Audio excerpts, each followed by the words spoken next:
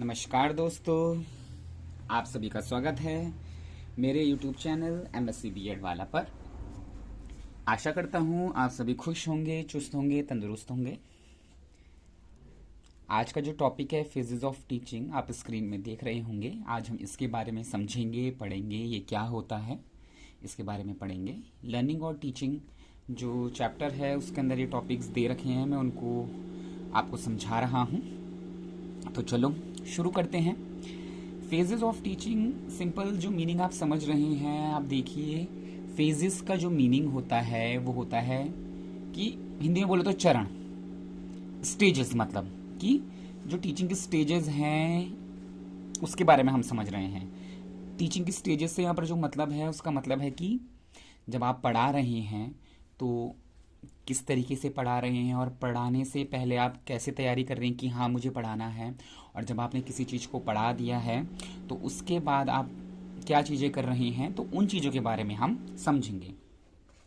The phases of teaching often referred as the pre active, interactive and post active phases. 3 चरणों में ये विभाजित की गई है, प्री एक्टिव में, इंटरएक्टिव में और पोस्ट एक्टिव में। प्री एक्टिव होता है पढ़ाने से पहले, इंटरैक्टिव होता है पढ़ाते हुए जिस समय टीचर बच्चों के साथ इंटरेक्शन करता है, और पोस्ट एक्टिव फेज होता है जब बच्चों को पढ़ा दिया जाता है उसके बाद का जो होता है ये फेज, ये चरण उसके बाद का होता है। These are framework that educators use to plan, implement and evaluate their teaching strategies. ये चीज़ें हैं जो एजुकेटर है, जो टीचर है वो इस्तेमाल करता है चीज़ों को प्लान करने के लिए, उनको लागू करने के लिए, और जो उसने पढ़ाया उन चीज़ों को उनका मूल्यांकन करने के लिए। और ये बहुत हेल्पफुल होती है टीचिंग प्रोसेस में, और ये स्ट्रैटेजी जो है अपनाई जाती है। These phases help ensures effective communication, engagement and learning outcomes for student. और जब प्रॉपर, जैसे मैंने आपको बोलता है ना, बताया है कि प्लानिंग से, प्रॉपर मैनेजमेंट से, तौर तरीके से कोई चीज़ की जाएगी तो ये इफेक्टिवली बहुत बेनिफिशियल होती है स्टूडेंट्स के लिए, और जो ये रिजल्ट देती है बहुत अच्छे देती है। ओके, तो अब हम स्टार्ट करेंगे प्री एक्टिव फेज से। प्री से आप समझ रहे होंगे, एक्टिव, इंटरैक्टिव से पहले वाले फेज को हम प्री एक्टिव फेज बोलेंगे। It is the initial planning and preparation stage before the actual teaching take place. Okay, तो जो प्री एक्टिव फेज है ये एक प्लानिंग फेज है, इनिशियल फेज है। ये फेज कब होता है? जब हम पढ़ाने जा रहे हैं, एजुकेटर पढ़ाने जा रहा है, तो उस पढ़ाने से पहले का जो फेज है कि आपने जो पढ़ाना है, आपने किस तरीके से पढ़ाना है, कैसे पढ़ाना है, हम उन चीज़ों से डील करते हैं इस वाले फेज में। कौन सा वो टॉपिक है ना, इन चीज़ों से हम डील करते हैं। It involves setting clear objectives, designing instructionals material and organising and learning environment. Okay, तो जैसे कि मैंने आपको बोला, इस प्री एक्टिव फेज में हम क्या करते हैं, ऑब्जेक्टिव सेट करते हैं कि हाँ ये हमने पढ़ाना है, हम किस तरीके से पढ़ाना है, कितना पढ़ाना है, उस तरीके को उसको पूरा मैनेज करते हैं, वेल ऑर्गेनाइज्ड करते हैं। ओके, इसके अंदर के आप की एलिमेंट्स देखिए कि क्या होते हैं। Need assessment, understand the learning need, abilities and prior knowledge of the student. Okay, तो जब आप किसी स्टूडेंट को पढ़ा रहे हो तो उसमें पहले आप पढ़ाने से पहले क्या देखोगे, तो इस फेज में आप देखोगे बच्चे का जो आप टॉपिक पढ़ा रहे हो कि वो कोरिलेट करता है या नहीं करता है, बच्चे को उसके बारे में पहले से पता है या नहीं पता है, बच्चों को एक्चुअली में क्या चाहिए, कैसे समझाना है, किस तरीके से करना है कोई काम, है ना, क्या क्या मेरे को किस किस पार्ट में से डिवाइड करना है, कैसे करना है, इन चीज़ों के बारे में हमें इसमें देखना होगा। Learning objectives, specific, miserable, achievable, relevant and time bounded. Okay, तो आपको जो ऑब्जेक्टिव सेट करने की, हाँ मैंने कल ऐसा पढ़ाना है, इस तरीके से पढ़ाना है, समझाना है, इस दायरे में रहकर इस चीज़ को करना है, तो उसका आपको देखना होगा कि प्रॉपरली स्पेसिफिक चीज़ों को आपको नोट डाउन करना होगा, है ना। मीजरेबल, अचीवेबल, मतलब चीज़ों को देखना होगा कि हाँ ये है, और ये जो मैं कर रहा हूँ, मैं समझा रहा हूँ, इनको पूरा किया जा सकता है, ये बच्चों को ठीक प्रकार से समझाया जा सकता है, और जो मैं समझा रहा हूँ वो बच्चों के लिए रेलिवेंट हो, सही हो, उस चीज़ में बच्चों से रिलेटेड वो चीज़ हो, है ना, यहाँ वहाँ का ना होकर स्टूडेंट्स के लिए वो हो, और जो मुझे गिवन टाइम मिला है उसके अंदर मैं उस काम को क्या कर सकूँ, पूरा कर सकूँ। Curricular design, well structured curriculum और लेसन प्लान। ओके, मतलब जो आप पढ़ाएंगे, जो आप चीज़ें समझाएंगे वो प्रॉपर तरीके से बनी हुई हो कि कितना आपको पढ़ाना है, कितना आपको समझाना है, जो आप ये पाठ्यक्रम बना रहे हैं, जो आप पाठ समझा रहे हैं, वो क्या हो, ठीक प्रकार से हो। Okay. Material and resources use in teaching, जो जो चीज़ तरीका आप अपनाएंगे या फिर उस तरीके में जो जो काम आने वाली चीज़ें होंगी उनको पहले से रखना, ताकि जिस समय आप पढ़ाएं उस समय कोई दिक्कत ना आए। तो ये एक तैयारी वाला फेज़ है। जब आप पढ़ाने की तैयारी पढ़ाने वाले हैं, पढ़ाने की तैयारी कर रहे हैं, तो उस चीज़ में वो पूरी इक्विपमेंट्स, वो सारी चीज़ें अपने में रख देंगे जो आने वाले दिन में काम आने वाली है, जिसमें हमें हेल्प करना है, जिसके माध्यम से हमने चीज़ों को पढ़ाना है, समझाना है। तो अपने पास वो चीज़ें पहले से रख लेनी है। Teaching methods, technique, strategy and style, तो आपको प्रॉपर अपने को एकदम उस तरीके से कर देना है कि जो आप मेथड अपनाओगे पढ़ाने में, बच्चों को आप समझाने में, जो चीज़ें आप अपनाओगे, चाहे वो आपकी टेक्निक्स है, क्या आप टेक्निक अपना रहे हैं, जो आपकी स्ट्रेटजीज रहेंगी कि आपको किस तरीके से समझाना है, कैसे पढ़ाना है, कितना एक गिवन टाइम पीरियड में बताना है, कितना आपको ब्रेक लेना है ना। और आपको जो स्टाइल होगा पढ़ाने का, समझाने का, जो आपका एकदम आपकी जो पर्सनैलिटी वहाँ पर क्या होगी, शो होगी बच्चों के सामने, तो वो आपको पहले से प्रिपेयर करनी होगी। Assessment planning for students. Okay, तो असेसमेंट की जो प्लानिंग होगी स्टूडेंट के लिए, वो आपको करनी होगी ठीक प्रकार से, कि क्या क्या मुझे पूछना है, क्या क्या मुझे समझाना है, किस तरीके से मुझे उनके सामने अपनी बात रखनी है, ये सब करना होगा। तो जो ये प्री एक्टिव फेज है, ये तैयारी वाला फेज है। मतलब कि मान लो जैसे हमने कल, मान लो फॉर एग्जांपल हमने एग्जाम देना है, तो एग्जाम के लिए हमें क्या क्या बेसिक नेसेसिटी, जो हमारी नीड्स हैं, बेसिक नीड या फिर बेसिक जो हमारी चीज़ें हैं, वो कौन सी हैं जो हमने कल एग्जाम देना है उसके लिए हेल्पफुल होगी। तो इन द सेम मैनर कल हम बच्चों को पढ़ाने वाले हैं, तो कैसे, किस तरीके से, कितना, क्या, क्यों, सटीकता, हर चीज़ होनी चाहिए कि हम बच्चों को पढ़ा रहे हैं। तो पहले से हमें प्रिपेयर्ड रहना है, मतलब वेल प्रिपेयर्ड आपको रहना है कि आप बच्चों को पढ़ाने वाले हैं, तो वहाँ पर आप बच्चों के सामने ठीक प्रकार से प्रेजेंट कर सको। ऐसा ना हो कि आप चले गए वहीं पर डिसाइड करो कि चलो ऐसा करते हैं, वैसा करते हैं। नो, पहले चीज़ें प्री प्लान्ड होनी चाहिए, ताकि वेस्टेज ना हो टाइम का, वेस्टेज ना हो क्लास का। बच्चों का हर क्षण मूल्य है, हर क्षण कीमती है, तो वेस्ट ना जाए कुछ भी। ओके, तो प्री एक्टिव फेज मैंने आपको समझा दे कि प्रिपरेशन टाइम है टीचर के लिए, जो वो प्रिपेयर करता है अपने को कि उसने क्या करना है, आने वाले टाइम पे उसने क्या करना है, कैसे करना है। ओके, तो अब सेकंड जो हम फेज पढ़ेंगे वो इंटरैक्टिव फेज होगा। जो ये सेकंड है वो है इंटरैक्टिव फेज। तो it is the actual implementation of the teaching plan where the teacher interact with the student and facilitates learning experiences. Okay, अब इंटरैक्टिव फेज, अब देखो ये वाला फेज है जिसमें टीचर क्या हो गया, एंटर्ड हो चुका है क्लास में। अब जो उसने पूरी प्लानिंग, प्लॉटिंग, पूरा जो उसने टीचर ने किया था, वो उस चीज को यहाँ प्रूव करेगा, यहाँ शो करेगा। ओके, तो ये क्या है, यहाँ उन चीजों को लागू करेगा। ओके, इम्प्लीमेंट करेगा अपने टीचिंग प्लान्स को, जो टीचर ने प्लान किए हैं उनको इम्प्लीमेंट करेगा। ओके, यहाँ क्या करेगा, टीचर बच्चों से इंटरैक्ट करेगा, कम्युनिकेट करेगा, अपनी लर्निंग स्टाइल, अपनी एबिलिटीज, अपनी कैपेबिलिटीज बच्चों के समक्ष रखेगा, बच्चों के डाउट्स क्लियर करेंगे, बच्चों को समझाएंगे, सिखाएंगे, बताएंगे, करके दिखाएंगे। तो ये क्या है, interactive phase.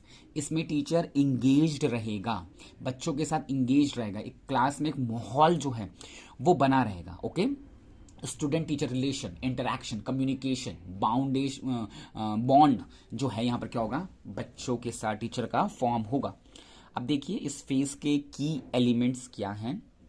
Engagement, use various strategies to capture students interest and engagement, such as asking thought provoking questions, using multimedia and incorporating real life examples. Okay, तो इंगेजमेंट में क्या है कि बच्चों को इंगेज रहना और बच्चों के साथ इंगेज रहना। तो यहाँ पर टीचर क्या है, अपनी तरीके की डिफरेंट टाइप्स की क्या है स्ट्रेटजीज अपनाएगा, स्टूडेंट के समक्ष रखेगा और जानेगा कि बच्चे किस चीज़ में ज़्यादा इंटरेस्ट दिखा रहे हैं, कैसे दिखा रहे हैं। मैं इस मेथड से पढ़ा रहा हूँ तो बच्चों को और अच्छे से समझ में आ रहा है, या फिर मैं किस मेथड को अपनाऊँ कि बच्चों को और अच्छा समझ में आए, है ना। उन चीज़ों को देखे, इंगेज रहे बच्चों के साथ, और ऐसे ही बच्चों को टीचर के ऐसे कम्युनिकेशन चलती रही कि थॉट प्रोवोकिंग क्वेश्चन टीचर पूछे, बच्चे उसके जवाब दे, बच्चों को कुछ आए तो बच्चे बोले, ना आए तो बच्चे टीचर से पूछें। एक जो है वो क्या है, आई टू आई कॉन्टैक्ट कनेक्शन जो है बना रहे, जो क्वेश्चनिंग होती रहे, है ना। Multimedia, today scenario generation is totally using, totally means totally क्या है, मतलब क्या है, मल्टीमीडिया से घिरी हुई है। तो आईसीटी का जो यूज़ है टीचिंग स्टाइल में, टीचिंग में, वो होना चाहिए। बच्चों को उससे वाकिफ़ कराना चाहिए कि हाँ, इसका आपकी पढ़ाई में भी बहुत बड़ा रोल है, ये अपना बहुत बड़ा कंट्रीब्यूशन करता है। तो बच्चों को मल्टीमीडिया से भी इंटरेक्ट कराना क्लास में, डीजी बोर्ड के माध्यम से पढ़वाना, smart board, smart classes, white board जो भी होते हैं उसके माध्यम से समझाना, पढ़ाना, कराना, ये टीचर का क्या है, काम है कि टीचर ठीक प्रकार से क्या करे, बच्चों को पढ़ाए, इंगेज रखे, है ना, उनको real life examples they, outside the box सोचने में उन्हें हेल्प करें, आउटसाइड वर्ड से उनको कनेक्ट करें, चीज़ों को कोरिलेट कर सकें। तो ये टीचर का काम है, इंगेज पूरे तरीके से कैसे रखना है, कैसे उनके इंटरेस्ट को बनाए रखना है, कैसे उनको सेल्फ मोटिवेटेड रखना है, ये टीचर की क्या है, एक ड्यूटी है। Instructional delivery, present content in clear, organize and engaging manner. जब टीचर अपना जो एक मटेरियल है या फिर अपना जो बात बच्चों के सामने रखता है, तो वो बात एकदम क्लियर कट होनी चाहिए, उनकी क्लियरिटी ऑफ थॉट्स होनी चाहिए, वेल ऑर्गेनाइज्ड होनी चाहिए और इंगेजिंग होनी चाहिए कि बच्चों का इंटरेक्शन बना हुआ है। बच्चों को जब टीचर समझा रहे हैं, पढ़ा रहे हैं, तो बच्चों के मन में वो चीज़ें क्लियर होनी चाहिए, डाउट नहीं रहना चाहिए, और डाउट आ रहा है तो वो डाउट क्लियर होना चाहिए। ओके, बच्चों को ठीक प्रकार से चीज़ों को समझ में आना चाहिए और वेल ऑर्गेनाइज, मैंने एक तौर तरीका जो है प्रॉपर डिग्निटी के साथ बच्चों को पढ़ाया जाना चाहिए। Utilize active learning technique like group discussion, hands on activities and problem solving task. Okay, तो बच्चों को क्या है, एक्टिव लर्निंग टेक्निक्स बताई जाए, एक्टिवली बच्चों का पार्टिसिपेशन हो, बच्चों को एकदम चीज़ों में इंगेज किया जा सके, जिसमें बच्चे खुद इन्वॉल्व हो सके, बच्चे अपना योगदान दे सकें, बच्चे क्या करें, डिस्कस करें, अपनी बातों को रखें, अपने आइडियाज़ को रखें, अपना कंक्लूड करें कि हाँ, जब बच्चों के साथ डिस्कस करें कि क्या निष्कर्ष निकलता है, चीज़ों को वो कर सके, hand on activity, demonstration, experiment बच्चे क्या है कर सके, एक्टिव क्लासरूम हो, चाइल्ड सेंटर्ड हो, प्रॉब्लम सॉल्विंग टास्क बच्चों को दिया जाए कि बच्चे प्रॉब्लम का निष्कर्ष निकाले, अपना पॉइंट रखें, उसके बाद टीचर से पूछे, टीचर ने समझाए, इंगेजमेंट जो है वो बना रहना चाहिए। क्लास में टू साइड कम्युनिकेशन होनी चाहिए, वन वे नहीं होना चाहिए, दोनों साइड से बातों का आदान प्रदान होना चाहिए। Feedback and assessment, continuous assess students understanding and adjust your teaching approach accordingly, provide timely feedback to guide their progress। Continuity बनी रहनी चाहिए बच्चों को असेस करने में, टीचर का ध्यान बच्चों में हमेशा रहना चाहिए कि बच्चा किस तरीके से क्या चीज़ कर रहा है, कैसा कोई टास्क परफॉर्म कर रहा है, पहले उसने इस टास्क को कैसे किया था, कितना बच्चों में चेंजेस आ रहा है, बच्चों में क्लैरिटी कितनी आ रही है, उनकी जो काम करने की क्षमता है, अपना माइंड सेट वो किस तरीके से लगा रहे हैं, बच्चों का असेस टीचर को रेगुलर कंटिन्यूस बेसिस पे करना चाहिए। ओके, और क्या है, टीचिंग अप्रोच बच्चों के अकॉर्डिंग एडजस्ट करना चाहिए कि बच्चे किस में फेमिलियर हैं, किस में उनका इंटरेस्ट बढ़ रहा है, क्या चीज़ उनको ठीक प्रकार से किस तरीके से समझ में आ रही है, और बच्चों को टाइम टू टाइम फीडबैक देना जरूरी है। बच्चों ने काम किया है तो उनको उस चीज़ का क्या मिलना चाहिए, जवाब मिलना चाहिए, उन चीज़ का रिजल्ट मिलना चाहिए कि हाँ तुमने ऐसा किया, इसमें और सुधार हो सकता था, कैसे आप उस चीज़ में सुधार लाएंगे, आपने बहुत अच्छा किया, पहले का आपका काम ऐसा था, आप में इतना ग्रोथ है, आपका ग्राफ इतना बड़ा है, या फिर आपका ग्राफ स्टैटिक चल रहा है, क्या वो चीज़ें हैं, तो वो चीज़ रहनी चाहिए। टीचर का काम है बच्चों को गाइड करना, है ना, चीज़ें समझाते रहना। Facilitation, act as a guide और facilitator, encouraging student participation, promoting critical thinking and addressing questions और चैलेंजेस दैट अराइज। ओके, तो फैसिलिटेट करना मतलब टीचर को बच्चों की हेल्प करना होगा, टीचर गाइड की तरह काम करेगा, जो उनको गाइड करेगा, फैसिलिटेट करेगा उनकी चीज़ों को, उनको इनकरेज करेगा, प्रोत्साहन करेगा, उनको अपनी भागीदारी देने के लिए किसी चीज़ में पार्टिसिपेशन, और चाहे कि टीचर ये चाहे कि बच्चों का पार्टिसिपेंस किसी चीज़ में बढ़ता रहे, बच्चा चुप ना रहे, बैठा ना रहे, किसी कोने में छुपे ना, किसी चीज़ को करने से झिझके ना, डरे ना। ये टीचर का काम है कि बच्चा उसके अंदर की हेजिटेशन को, टीचर बच्चे की अंदर की हेजिटेशन को दूर करे। ओके, बच्चे जब उनका कॉन्फिडेंस बिल्डअप रहेगा, कॉन्फिडेंस बूस्टअप होता रहेगा, तो वो एक्टिवली पार्टिसिपेट करेंगे किसी भी चीज़ में। बच्चों की क्रिटिकल थिंकिंग को फैसिलिटेट करना, उनकी क्रिटिकल थिंकिंग को प्रमोट करना, उनको सोचने में मजबूर करना कि हाँ सोचो, अपना दिमाग लगाओ, आप इस चीज़ को कैसे कर सकते हो। बच्चों के सभी के आइडिया सुनना, समझना, क्या बच्चा क्या अपनी बातें रखता है, उस चीज़ को ठीक प्रकार से सुनना। Okay, classroom management, maintain a positive and inclusive learning environment by managing classroom dynamics, addressing disruption and fostering respectful interaction. Okay, तो क्लासरूम का मैनेजमेंट जो है वो बहुत ज़रूरी है। क्लासरूम में एक पॉजिटिव ऑप्टिमिस्टिक इन्वायरमेंट बनाना बहुत ज़रूरी है, और मोटिवेटिंग क्लास जो है वो एकदम होनी चाहिए। ओके, बच्चे एक्टिव रहने चाहिए, बच्चों का एटीट्यूड पॉजिटिव होना चाहिए, बच्चों का दृष्टिकोण सकारात्मक होना चाहिए, और जो माहौल से घिरे रहे एकदम ऊर्जावान होना चाहिए बच्चों का। टीचर को ऐसा करना चाहिए कि बच्चे क्लास में ऐसे रहे कि बस कोई क्लास में आए तो देखे कि हाँ इन बच्चों में कितनी शक्ति है, कितनी ताकत है, कितने एक्टिव, कितने powerful in terms of like कि वो हर चीज़ को ठीक प्रकार से कर रहे हैं। ठीक प्रकार से in sense of, in terms of कि बच्चा अपना एक्टिवली पार्टिसिपेशन दे रहा है, कि चुपचाप नहीं बैठा हुआ है, किसी एक कोने में जाकर छुप नहीं रहा है, चीज़ों को फेस कर रहा है। परिणाम कुछ भी हो, लेकिन सबसे पहले पार्टिसिपेशन मस्ट है। ओके, क्लास में एक रिस्पेक्टफुल, एक तमीज़ का, एक तहजीब का इन्वायरमेंट क्रिएट करना बहुत ज़रूरी है टीचर के लिए, और इंटरेक्शन इज मस्ट। ओके, अब आएगा पोस्ट एक्टिव फेज। जब प्री एक्टिव और इंटरेक्टिव फेज हो जाता है उसके बाद पोस्ट एक्टिव फेज की टीचर ने जब पढ़ा दिया, अपने बातों को समझा दिया, उसके बाद क्या होता है? The post active phase occurs after the teaching session and involves reflection, assessment and adjustment for the future improvement. Okay, अब पोस्ट एक्टिव फेज में देखो, आप सिंपल देखो, जब चीज़ों को बता दिया गया है, समझा दिया गया है, उसके बाद आपको देखना है कि वो चीज़ें कैसे, जो आपने समझाई वो बच्चों को समझ में आई, आपको उस चीज़ को मापना है। आपको समझ में कितनी आई, कैसे आई, किस स्ट्रेटजीज को आपको अपनाना है फ्यूचर में, आपको ये भी देखना है किस कौन से तरीके पे समझाने पे ज़्यादा समझ में आए, कौन से तरीके समझाने पे थोड़ा लेट समझ में आ रहा है, वो चीज़ पे आपको फोकस करना है। तो की एलिमेंट्स क्या है इसके देखिए। Assessment and analysis, evaluate student performance based on the learning objectives. आपको बच्चों की जो क्या है परफॉर्मेंस है उसको, उसका मूल्यांकन करते रहना है, मूल्यांकन करना है कि उसकी परफॉर्मेंस के बेसिस पे जो आपने ऑब्जेक्टिव सेट किए तो उतना उस तरीके से वो काम कर रहा है कि नहीं कर रहा है। Analyze assessment result to identifying strength, weakness and areas for improving. और आपको देखना है जब आप असेस कर रहे चीज़ों को तो आपको देखना है कि क्या किस तरीके से किया जा रहा है, बच्चे कैसे कर रहे हैं, उनकी स्ट्रेंथ को, उनकी वीकनेस को देखना है, और किस चीज़ पे सुधार लाने की ज़रूरत है वो चीज़ देखनी है। बच्चा कहाँ पर गलती कर रहा है और बच्चा कहाँ पर बहुत अच्छा परफॉर्म कर रहा है, इस चीज़ पर आपको फोकस करना होगा कि गलती को भी सुधारा जाए। गलती हो रही है तो क्यों हो रही है, किस वजह से हो रही है, इस चीज़ पर फोकस किया जाए। Okay, reflection on the effectiveness of your teaching strategies, student engagement and overall lesson outcome. Consider what worked well and what would be enhanced. Okay, तो रिफ्लेक्शन का सिंपल मीनिंग है कि जब आप पढ़ा रहे हैं तो उसके बाद आप देखेंगे कि जो आपने पढ़ाया, जो आपने टीचिंग का तरीका अपनाया है, जो आप स्ट्रैटेजीज आपने अपनाई, वो बच्चों के लिए कितनी हेल्पफुल है। जैसे बच्चों को आप इंगेज कर रहे हैं, बच्चे किस चीज़ में किस तरीके से ज़्यादा इंगेजमेंट हो रहे हैं, किस तरीके से बच्चा किस चीज़ में इंटरेस्ट दिखा रहे हैं, है ना। तो आपको भी ये देखने को मिलेगा कि मौका कि आप जो पढ़ा रहे हैं, समझा रहे हैं, एक्चुअली में वो बच्चों को समझ में आ भी रहा है कि नहीं आ रहा है। क्योंकि आप जो पढ़ाएंगे समझाएंगे, बच्चा रिफ्लेक्ट करेगा, उस चीज़ को दर्शाएगा कि आपने समझाया और बच्चे कितने समझ में आया। वो आपकी पढ़ाई को भी बताएगा कि आपके समझाना, अपना तरीका, आपकी हर चीज़ को समझाएगा कि हाँ आपने बच्चे को पढ़ाया तो बच्चे कितने समझ में आया, वो आपको रिफ्लेक्ट हो जाएगा। तो आपको उस चीज़ में भी ध्यान देना है कि किस चीज़ पे काम सही चल रहा है और किस चीज़ पर काम मतलब मेहनत की और ज़रूरत है, किस चीज़ पर इंप्रूवमेंट होनी चाहिए, इस चीज़ पर भी ध्यान देना है। ओके, और खुद पर भी ध्यान देना है। Feedback to students, provide constructive feedback to student about their performance.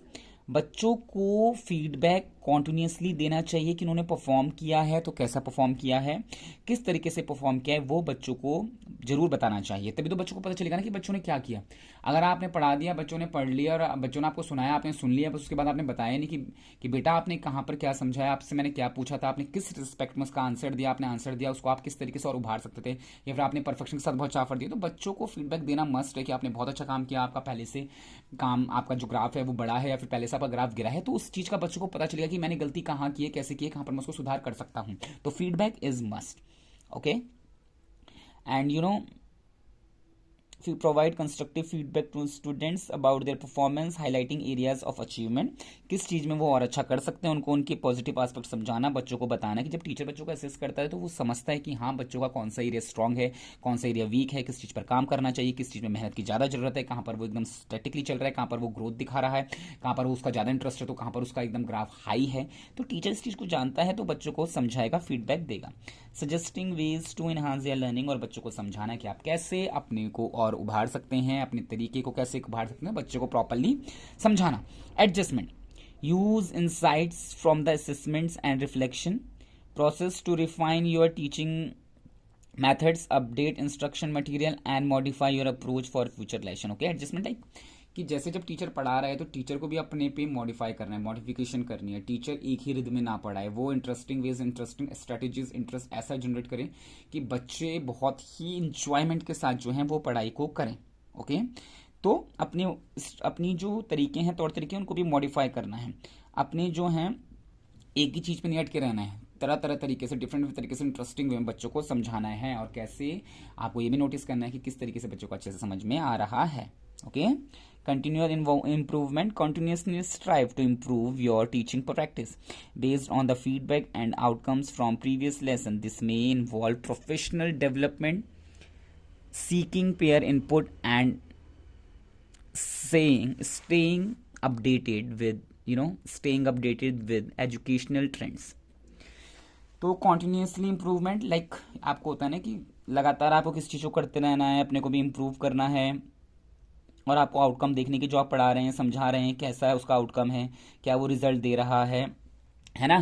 आपको ये भी देखना है कि जो आप देख रहे हैं, आप अपना अपना जो आप इन्वेस्ट कर रहे हैं, जो आप चीज़ों को समझा रहे हैं, बता रहे हैं, अपना टाइम इन्वेस्ट कर रहे हैं, वो कि उसका जो इनपुट आप दे रहे हैं उसका आउटपुट ठीक प्रकार से आ रहा है कि नहीं आ रहा है। अप टू डेट चीज़ें होनी चाहिए, है ना। एजुकेशन के मामले में चीज़ें अप टू डेट होनी चाहिए, कंटेम्प्रेरी चीज़ें होनी चाहिए, और बच्चों को हर चीज़ के बारे में बताना है, समझाना है। Okay, by following the these phases, educators create a structured and effective teaching process that maximize students engagement, learning and overall success. तो आप जब इस चीज़ों को, जो मैंने आपको बताया, जो ये फेजेस मैंने आपको समझाए, जो स्टेजेस मैंने आपको समझाए, ये pre active, interactive, post active phases जो बनाए, जब इस चीज़ को आप तौर तरीके जो आप ठीक प्रकार से फॉलो करेंगे तो ये इफेक्टिव टीचिंग प्रोसेस में हेल्प करता है और मैक्सिमाइज करता है स्टूडेंट का दर जो है वो बढ़ाता है कि इंगेजमेंट पढ़ाई में, लिखाई में, समझने में, है ना। ओवरऑल परफॉर्मेंस जो है बच्चों की क्या करता है, बूस्टअप करता है। तो ये फेजेस जो बताए गए हैं इसलिए बताए गए कि टीचर की जो ड्यूटी है वो डायरेक्ट ऐसी नहीं है कि वो क्लास में जा रहा है और एकदम से पढ़ा और बोल दिया बच्चों को। No, it's a responsibility, like कि पहले आप पढ़ा रहे हो, उसको आप प्रिपेयर करो, कितना आपको पढ़ाना है, कैसा आपको पढ़ाना है। अगर आपको पता है निर्धारित time 40 to 45 minutes, 35 to 40 minutes दिया गया है, तो आप कैसे उस चीज़ को ठीक प्रकार से करें, आपको कितना समझाना है, कैसा समझाना है, कि आपको अपनी स्ट्रैटेजी रखनी है, किस तरीके से करना है, आपको सब कुछ बताया गया है।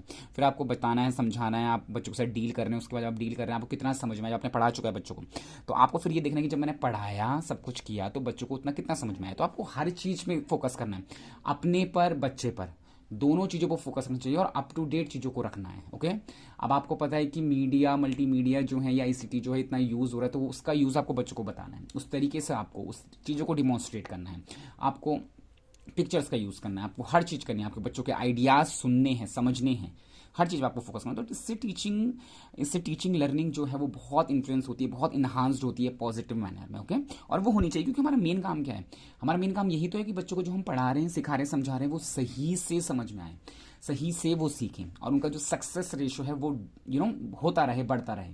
ओके, तो आशा करता हूँ जो मैंने आपको ये समझाया, फेजेस ऑफ टीचिंग, आपको समझ में आया होगा। कभी भी आपको कोई डाउट रहता है, आप मुझे कमेंट सेक्शन के माध्यम से और मेरी ईमेल आईडी के माध्यम से मैसेज कर सकते हैं, पूछ सकते हैं। ओके, आशा करता हूँ आपको समझ में आएगा। मुझसे कोई गलती हो तो मुझे माफ़ करिएगा। अब इजाज़त चाहता हूँ मैं MSc BEd वाला जाने की। Thank you.